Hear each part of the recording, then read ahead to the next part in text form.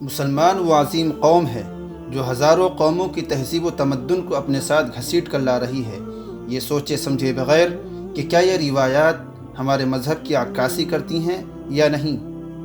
آزادی سے پہلے 1000 سال مسلمان سکھوں، ہندوؤں، عیسائیوں، یہودیوں اور بے شمار دیگر اقوام کے ساتھ ایک ہی جگہ پروان چڑھے، اور یہ ایک فطرتی عمل ہے کہ جب کسی جگہ دو مختلف اقوام و مذاہب سے تعلق رکھنے والے لوگ ایک ساتھ رہتے ہیں تو ایک دوسرے کے رسم و رواج بھی اپنا لیتے ہیں، لیکن مسلمانوں کو دوسروں کے اطوار کو اپنانے میں بھی ملکہ حاصل ہے، چاہے وہ شب برات کے پٹاخے ہوں یا نکاح میں دودھ پلائی کی رسم۔ مسلمان اپنے رواج کو برقرار رکھنے کے ساتھ ساتھ ہمسایوں کے تہواروں کا پاس رکھتا بھی ہے، مگر اپنے فرائض قضا ہو جائیں تو وہ اللہ کے سپرد، مگر دوسروں کے مستعار لیے رواجوں کو نبھانا لازمی ہے جو معاشرے کا حصہ بن چکے ہیں۔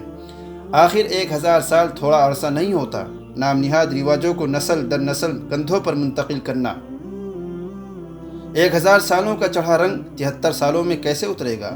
اور یہاں رنگ اتار کون رہا ہے، بلکہ اس کو مزید گاڑھا کیا جا رہا ہے، جس میں معاشرے کا ہر فرد اہم کردار ادا کر رہا ہے۔ 14 فروری کا دن بھی انہی خرافات میں سے ایک ہے جنہیں نام نہاد یوم محبت کہا جاتا ہے۔ سڑک کے کنارے سرخ گلاب سے لدے ٹھیلے دیکھ کے یوں محسوس ہوتا ہے جیسے اگلے دن اخبار میں گلاب کی قلت کی خبر چھپے گی۔ بازاروں میں سرخ جوڑوں سے دکانیں ایسی سجی ہیں جیسے سرخ رنگ بکنے کا دن اب کے بعد کبھی نہیں آئے گا۔ ٹی وی پر خصوصی نشریات کے انعقاد کا خاص اہتمام کیا جاتا ہے۔ فحاشی سے لدے محبت جیسے پاکیزہ جذبے کو بدنام کرتے پیغامات بھیجے اور وصول کیے جا رہے ہیں جو نوجوان نسل کے جذبوں کو ہوا دیتے ہیں۔ اب پیچھے بچا کیا؟ تعلیمی ادارے، اس کی بھی فکر ختم۔ بچوں کے ہاتھ سے پیغام وصول ہوتا ہے، السلام علیکم محترم والدین، 14 فروری کو اسکول میں ریڈ ڈے منایا جائے گا، آپ اپنے بچوں کو سرخ رنگ کا لباس پہنا کر اسکول بھیج دیں۔ شکریہ۔ اب آپ جیسے خردمند انسان یہ بتائے کہ جس معاشرے میں بچوں کو کتابوں کی جگہ سرخ گلاب دے کر گھر سے رخصت کیا جائے گا، وہ معاشرہ کیوں کر ترقی کی راہ پر گامزن ہوگا؟ اور پھر جب مغربی تہواروں پر سوال اٹھایا جاتا ہے تو ساری غلاظت بیچارے سر سید احمد خان کے سر تھوپ دی جاتی ہے کہ جناب انہوں نے ہی اس معاشرے کو تباہ کرنے کی داغ بیل ڈالی تھی، نہ وہ انگریزوں کے پیچھے چلنے کا مشورہ دیتے نہ ہم گمراہ ہوتے، اتنا کہہ دیتے ہیں اور قصہ تمام۔ جناب سر سید احمد خان نے ترقی کے حوالے سے انگریزوں کے ہم قدم چلنے کی تلقین کی تھی، اپنے مذہب کو چھوڑنے کی نہیں۔ انہوں نے زبان سیکھنے کا مشورہ دیا تھا، تہوار منانے کا نہیں۔ انہوں نے سوچ بدلنے کو کہا تھا، ایمان نہیں۔ ہم نے تو انگریزوں سے ان کے رواج سیکھے، اور انہوں نے ہمارے آباء و اجداد کے علوم و فنون۔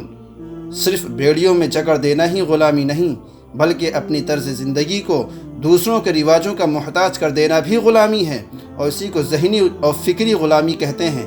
یاد رکھنا چاہیے کہ ہماری جڑیں اسلام میں ہیں، اور وہ یہی تہوار اور رواج ہیں جو ہماری جڑوں کو کھوکھلا کر رہے ہیں۔ ہم ویلنٹائن ڈے کو منائیں گے، لیکن شب معراج اور شب برات کی تاریخ دیکھنے کے لیے گوگل کی منتیں کریں گے۔ Mother day, father day, teacher day, ان تمام ڈیز کو تو دماغ کے شعور اور لاشعور دونوں میں محفوظ کر رکھا ہے۔ لیکن کیا ہمیں 22 جمادی الثانی کا دن یاد ہے؟ کیا 18 رمضان مبارک یاد ہے؟ کیا ہم غزوہ بدر سے واقف ہیں؟ کیا شوال کے غزوہ احد کو فراموش کر دیا ہم نے؟ کیا یکم محرم کی اسلام میں کوئی اہمیت نہیں ہے؟